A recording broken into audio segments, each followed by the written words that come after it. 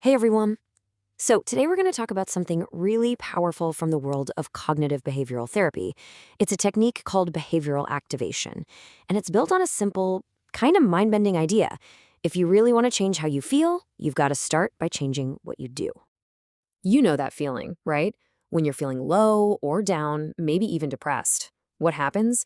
It's like your energy just evaporates. The motivation to do literally anything just drains away. Everything feels like a huge effort. And naturally, when you have zero energy, you start to pull back. You stop doing the things you usually enjoy, you might dodge calls from friends, and your daily routines just kind of fall apart. Your whole world gets smaller. And when that happens, you get way fewer chances to experience anything positive. And here's the real kicker. All that inactivity, that shrinking world, it doesn't just do nothing. It actually makes the low mood worse. So you feel bad, which makes you do less, which, you guessed it, makes you feel even worse. It is a classic vicious cycle. So how do we get out of it? Well, that's what we're going to break down. We'll look at that downward spiral. Then we're going to bust a huge myth about motivation. After that, we'll get into the secret of how action flips the script, talk about the two different types of action you can take, and finally, figure out your first small step. Okay, so let's start by really looking at this downward spiral, this trap of inactivity. Let's dig into exactly why doing less is so bad for our mood. Which, of course, brings us to the million-dollar question. If you're stuck in this loop where you feel too drained to do the very things that might actually give you some energy back, how in the world do you break free? All right, let's talk about the biggest thing that keeps people stuck. I call it the motivation myth. See, most of us think we have to wait for motivation to show up before we can do anything. But what if that's totally backwards? And there it is. This is the secret that unlocks the whole thing. It's totally counterintuitive, but it's true. You don't act because you're motivated, you become motivated because you act.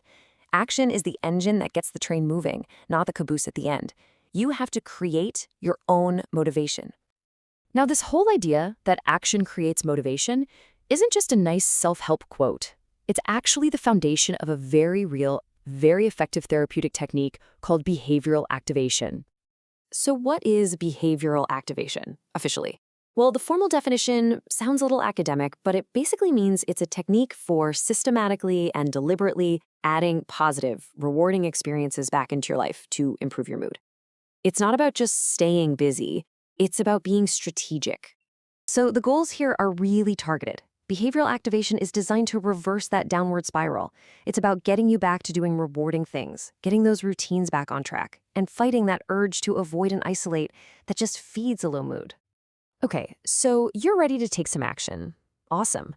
But what kind of action? Well, behavioral activation breaks it down into two really simple, really powerful categories, and knowing the difference is super helpful. So positive action comes in two main flavors. First, you've got pleasure activities. These are all about immediate enjoyment, things that are just fun, relaxing, or feel good. Think of it as refueling your tank. Then you've got mastery activities. These are things that give you a sense of accomplishment, that prove to you that you can still get stuff done. Both are incredibly important for lifting your mood. All right, let's make this super practical. This is not about deciding to go run a marathon tomorrow. Nope. The entire philosophy here is to start small.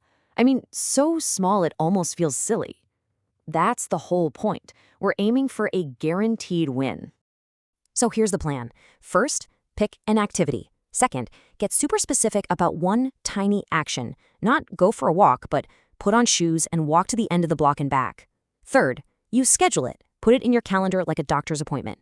Fourth, and this is the hardest part, you do it when the time comes, no matter what your mood is telling you. Let the schedule be the boss, not your feelings. And finally, fifth, you just observe. What happened? And here's a simple way to track this, kind of like an activity log. Notice how you can predict your mood before you do the thing, and then you rate it again after. You're just collecting data. You might think, my mood is a 3 out of 10. But then you do it, and you notice, now it's a 4. It's not a miracle, but it's an improvement. It's proof that your actions have an effect. This right here is probably the most important part of the whole process. Think of this like you're a scientist running an experiment. The goal is not to feel amazing. The goal is simply to gather information. You're just testing a hypothesis. What happens if I do this one small thing? It takes all the pressure off. There's no success or failure, there's only data. So I'll leave you with this question. Not sometime, not next week. What is one tiny, manageable action, either for pleasure or for mastery, that you can actually put in your calendar in the next 24 hours? The way out of the trap doesn't start with a giant leap. It starts with a single, scheduled step.